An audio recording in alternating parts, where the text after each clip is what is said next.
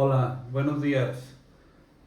Mi nombre es Luis Enrique Becerra Ramírez, licenciado en Derecho y con maestría en Derecho Constitucional y Amparo.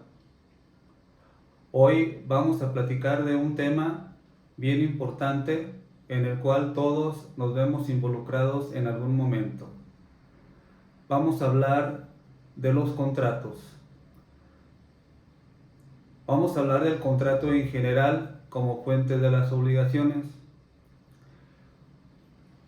Primeramente, vamos a partir de la idea general de contrato como una definición, para que de lo general a lo particular vayamos comprendiendo esta idea. ¿Qué es un contrato? Un contrato es un acuerdo de voluntades entre dos o más personas que tiene por objeto crear, transferir derechos y obligaciones. Tú y cualquier persona puede intervenir en un contrato, obviamente siempre y cuando llene los requisitos esenciales y de validez de este acto jurídico. Acabamos de decir pues que para que exista un contrato debe de darse un concurso o acuerdo de voluntades. Este concurso o acuerdo de voluntades se forma por la oferta y la aceptación de la oferta. Las personas que intervienen en este contrato bien pueden ser personas físicas o personas morales. Una persona física, según lo que establece el Código Civil, es todo ser humano individualizado. En cambio, una persona moral es una agrupación o una colectividad de dos o más personas que aportan algún recurso o esfuerzo para realizar un fin común lícito. Estas personas, ¿sí?, manifiestan su voluntad, ofrecen una compraventa, un arrendamiento, un comodato, un mandato, que ya son contratos específicos. Entonces, una persona ofrece y la otra persona acepta. Yo como persona física, Luis Enrique, puedo a ti manifestar mi voluntad y decirte, oye, te ofrezco la celebración de un contrato de arrendamiento respecto de un bien inmueble, de mi casa. Te rento mi casa en 1,000 pesos mensuales. Y tú manifiestas tu voluntad y dices, sí, sí acepto. Entonces hay consentimiento. Y este consentimiento va a producir efectos o consecuencias jurídicas. Esas consecuencias jurídicas son crear, transferir derechos y obligaciones. En este caso se crean derechos y obligaciones. El arrendador crea la obligación de entregar la finca arrendada y crea el derecho de recibir una renta. Por su parte, el arrendatario tiene la obligación de pagar la renta, pero tiene el derecho de recibir el uso temporal de esa finca. Entonces, están celebrando un contrato de arrendamiento. Este contrato de arrendamiento lo puedes celebrar tú, cualquier persona que nos está viendo. Como dije, tanto una persona física como una persona moral. Si se dan estos dos elementos, que es el consentimiento y el objeto, entonces estamos hablando sobre la existencia del contrato de arrendamiento. Cuando te digo que el contrato crea derechos y obligaciones, se transfieren derechos y obligaciones, te estoy hablando del objeto directo.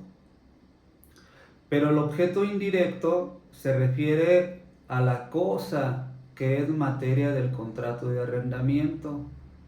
En este caso, de una finca, o de un bien mueble o de un bien inmueble.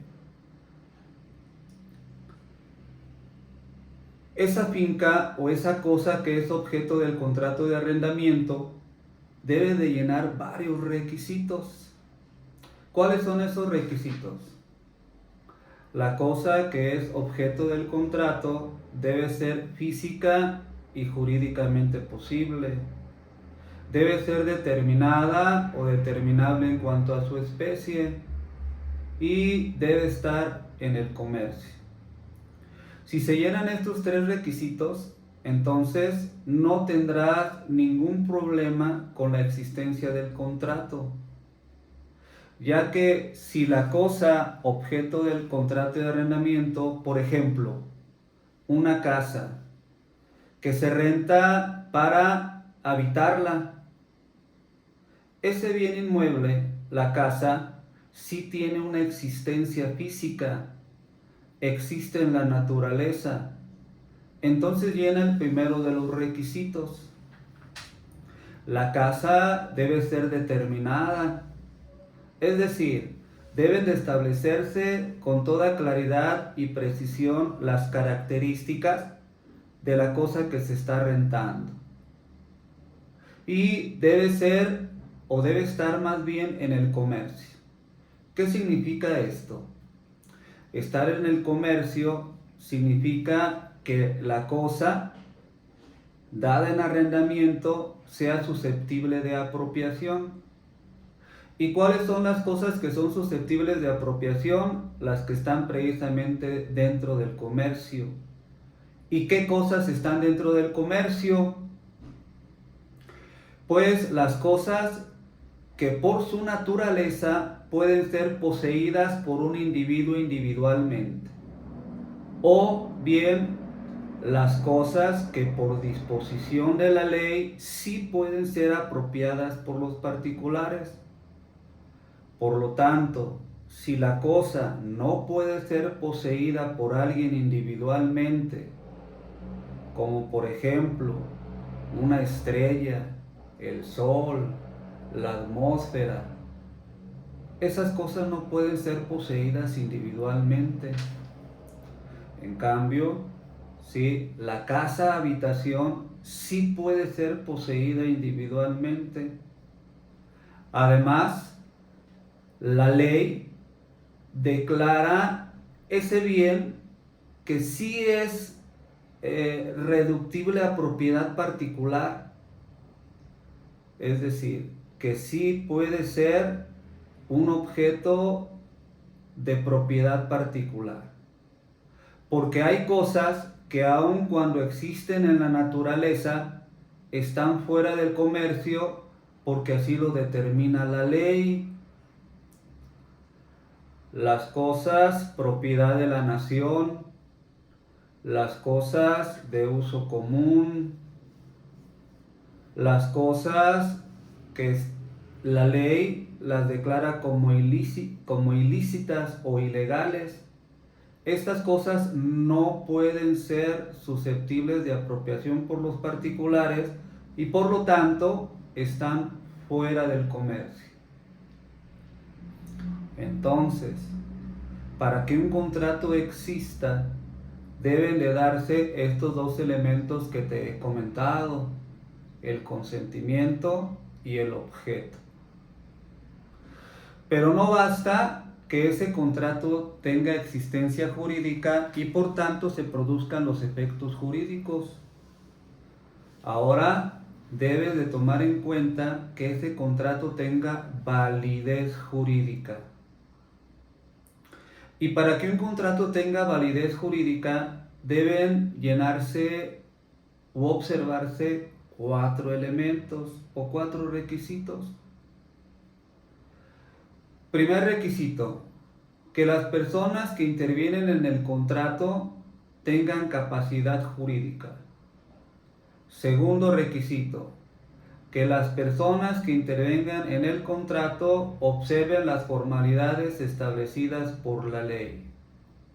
Tercer requisito: que las personas que intervengan en el contrato manifiesten su voluntad exenta de vicios. Y cuarto requisito, que el objeto, motivo o fin del contrato sea lícito. Si se observan estos 4 requisitos, entonces el contrato será válido. ¿Qué significa que las partes tengan capacidad jurídica? Hay una disposición en el Código Civil para el Estado de Guanajuato que determina: son hábiles para contratar todas las personas no exceptuadas por la ley. Entonces, ¿qué personas están exceptuadas por la ley? Si están exceptuadas por la ley, entonces no son hábiles para contratar. Los menores de edad, los mayores de edad sujetos a estado de interdicción, son personas que están exceptuadas por la ley. Por lo tanto, no son hábiles para contratar. Los mayores de edad en pleno uso y goce de sus facultades mentales sí son hábiles para contratar. Entonces, sí pueden celebrar un contrato, cualquiera que sea este. Esto en tratándose de personas físicas. Pero si las personas son morales, debemos de saber que éstas obran y se obligan a través de los órganos que las representan. ¿Quiénes son personas morales? Pues las sociedades civiles, las sociedades mercantiles, el Estado, la federación, los municipios, los sindicatos, los partidos políticos. Todas estas personas morales obran y se obligan por medio de los órganos que las representan. Vamos a hablar, por ejemplo, de una sociedad mercantil, una sociedad anónima. Estas sociedades mercantiles sí se constituyen a través de un contrato social. Ese contrato social se otorga en escritura pública y ahí en la escritura pública se determinan los órganos que la representan. Generalmente es el órgano de administración o el presidente del consejo de administración. Esta persona entonces será la facultada para celebrar un contrato. Estamos completando entonces el primer elemento de validez, la capacidad jurídica de las partes. El otro elemento se refiere a la formalidad. Hay contratos consensuales y contratos formales. Los contratos consensuales son aquellos en los que solamente se requiere la manifestación de la voluntad para que el contrato sea válido, sin que se le dé al acto formalidad alguna. Por ejemplo, un contrato de compraventa de un bien mueble. Si yo te vendo a ti un teléfono celular, que es un bien mueble, no se requiere para su validez que observemos formalidad alguna, bien sea en escrito privado o en escritura pública. No es necesario. En cambio, hay otros contratos que sí requieren formalidad para que el contrato sea válido. Una compraventa de un bien inmueble sí requiere que la voluntad de las partes se formalice en escritura pública. Si no se observa la formalidad en escritura pública, el contrato es inválido. Un contrato de sociedad civil, asociación civil, como dije hace un momento, una sociedad anónima. requiere que las partes manifiesten su voluntad observando formalidades que también se refieren a la escritura pública. Necesariamente debe de otorgarse ante un notario público, ante un fedatario público. Este es el segundo elemento de validez. El tercer elemento de validez se refiere a que estas personas que celebran el contrato deben de manifestar su voluntad libre, su voluntad consciente, que no exista ningún factor o ningún elemento que afecte esa libertad en su voluntad, en su libre albedrío. Porque si esa voluntad está afectada, entonces el contrato también estará afectado de nulidad. ¿Cuáles son los vicios que afectan la voluntad o el consentimiento?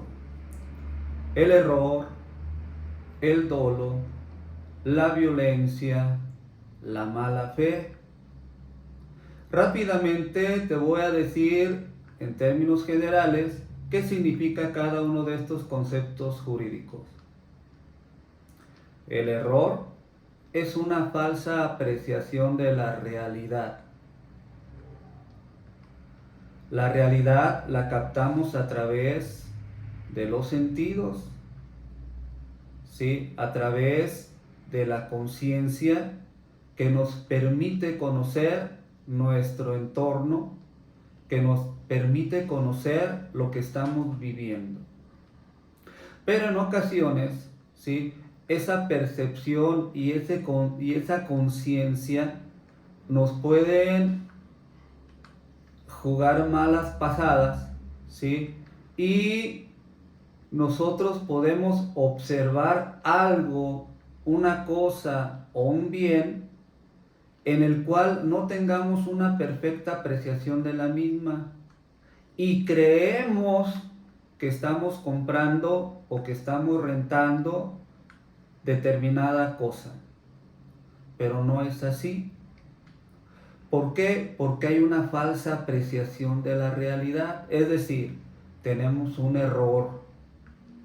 Y el error que afecta al contrato en cuanto a su validez es el error esencial de hecho.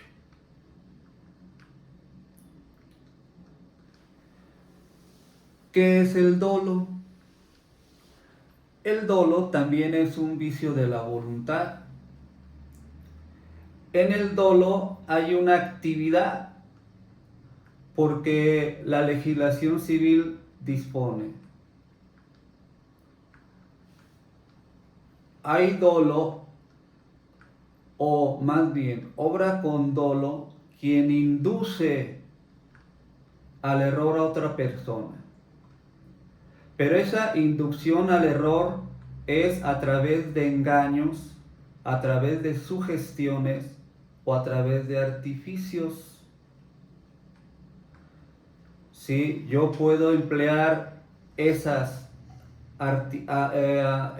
conceptos de engañar a otra persona o de sugestionar a la persona para que vaya incurriendo un error, es decir, tenga una falsa apreciación de la realidad y en base a esa falsa apreciación de la realidad manifieste su voluntad y me compre el bien o la cosa que estoy vendiendo.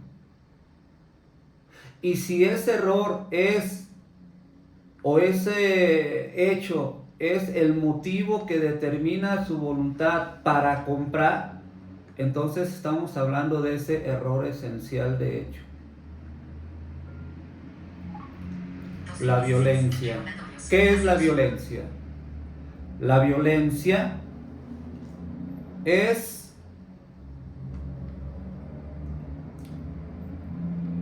la fuerza que se emplea en contra de una persona y que ponga en riesgo su vida, su salud, su seguridad, su libertad, o una amenaza que también ponga en peligro a esos valores. la vida, la libertad, su patrimonio, su honor. Y como la persona se siente afectado en sus valores a través de la fuerza o de las amenazas, manifiesta su voluntad. Pero esa voluntad no es libre. Esa voluntad está afectada por este vicio y por lo tanto el contrato no es válido. El último elemento de validez, que el objeto, motivo o fin del acto sea lícito.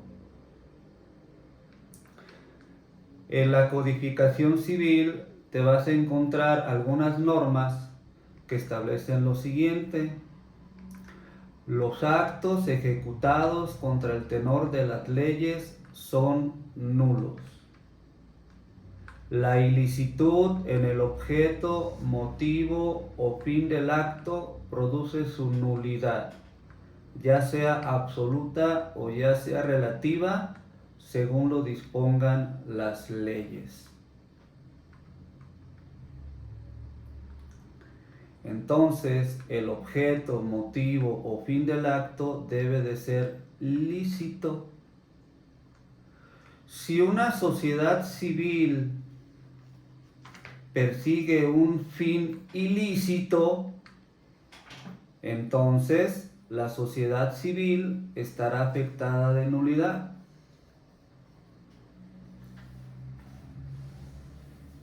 Todos estos conceptos jurídicos sí se refieren tanto a los elementos de validez y por lo tanto ya te comenté en qué casos estarían afectados de nulidad. Y es importante conocer, ¿sí?, qué es la nulidad y la inexistencia de los actos jurídicos para pues terminar este tema general de los contratos. La inexistencia de un acto jurídico significa la nada jurídica, es decir, que el acto, que el contrato no va a producir efectos jurídicos, que el contrato no va a crear derechos y obligaciones, que el contrato no va a transmitir derechos y obligaciones. La falta de consentimiento, es decir, la falta del acuerdo de voluntades entre las personas, pues va a producir la inexistencia del contrato. Por ejemplo, te dije hace un momento que el consentimiento se forma por la oferta y la aceptación de la oferta. Si yo te digo, te ofrezco la venta de un automóvil X, y tú dices, no acepto, pues no hay consentimiento. Y si no hay consentimiento, no hay contrato. Y si no hay contrato, no se crean, no se transmiten los derechos y las obligaciones. Por falta de objeto. Te comenté hace rato cuáles son los elementos que todo objeto indirecto, es decir, la cosa que debe ser objeto del contrato, debe observar para su existencia. Si la cosa no es determinada o determinable, si la cosa está fuera del comercio o si la cosa no existe, entonces también estamos hablando de una inexistencia jurídica. No se crean derechos y obligaciones, no se transmiten derechos y obligaciones. Es la nada jurídica. Ahora, ¿qué es la nulidad? La nulidad es la existencia imperfecta del contrato porque le falta alguno de los elementos de validez. El contrato existe, es decir, sí se crean y sí se transmiten los derechos y las obligaciones, pero no es válido. ¿Por qué no es válido? Porque una de las partes tiene incapacidad jurídica, porque no se observó la formalidad establecida por la ley, porque una de las partes manifestó su voluntad, pero bajo error, dolo, violencia o mala fe, o porque el objeto, motivo o fin del acto es ilícito. De estos datos o de estos supuestos podemos distinguir las dos nulidades que regula la ley: la nulidad relativa y la nulidad absoluta. ¿En qué casos procede la nulidad relativa?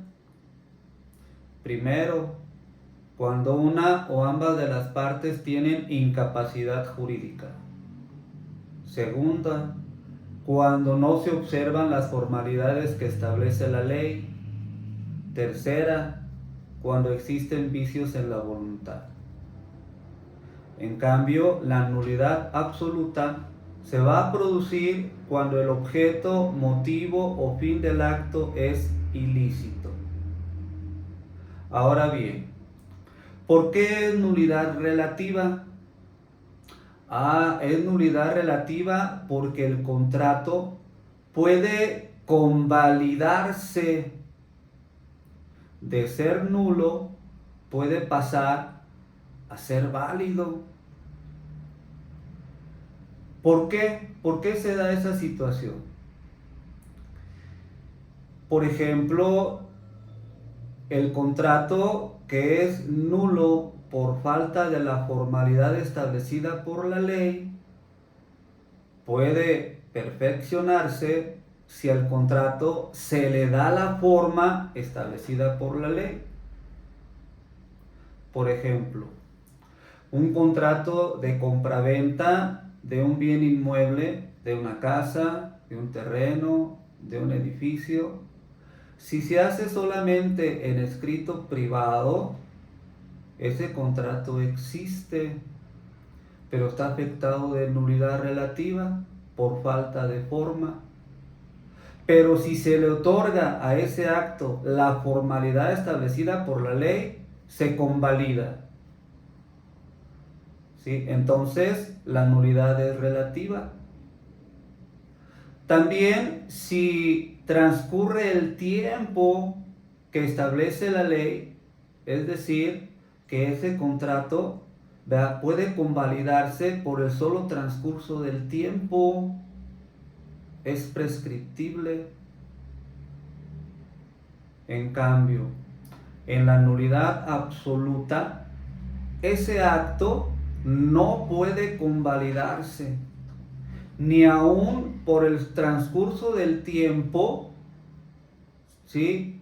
Ni aún por ese transcurso del tiempo que establece la ley, no se convalida, ¿sí? Ni por la ratificación que las partes le den al acto. Si el contrato de compraventa es contrario a la ley, acabamos de decir hace un momento que los actos ejecutados contra el tenor de la ley son nulos. ¿Sí? No se puede convalidar un acto que es nulo porque así lo determina la ley.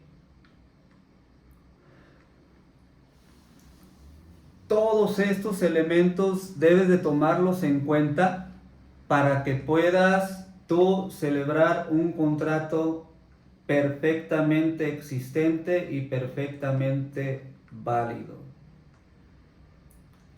Todos estos conceptos de los que te acabo de comentar en este momento, ¿sí?, los podemos encontrar en la legislación civil, ¿sí?, de cada estado, en la parte general de los contratos. Acá en el estado de Guanajuato, el código regula, ¿sí?, las normas jurídicas relativas al contrato en general como una fuente de las obligaciones, a partir del artículo 1279 y siguientes. Espero que haya sido claro, que haya sido transparente en cada uno de los conceptos para que hayan podido ser fácilmente asimilados por ti. Y como te digo, soy tu asesor jurídico en materia civil, soy tu asesor en todas las ramas o de todas las materias que incluyen el ámbito civil, ¿sí? Desde personas y familia hasta las sucesiones y las herencias. Entonces, espero que te haya gustado este video, espero que haya sido de tu agrado y te pido que te inscribas o te suscribas al canal para que sigas recibiendo estos videos que te van a ayudar mucho a ti, que eres estudiante de Derecho, que eres licenciado en Derecho o incluso, ¿verdad? Estos conceptos también se dirigen a ti que no tienes una formación en la materia jurídica, pero como te dije al principio, ¿sí? Todos en algún momento celebramos un contrato y hay que saber, hay que conocer de los contratos para que en un momento no te vayas a ver sorprendido, ¿sí? Por alguien que quisiera abusar de una ignorancia jurídica. Es mejor saber que no saber. Entonces me despido y pronto subiré otro video en materia de contratos, ya hablando específicamente de los contratos en particular. Que tengas buen día, me despido, hasta luego, gracias.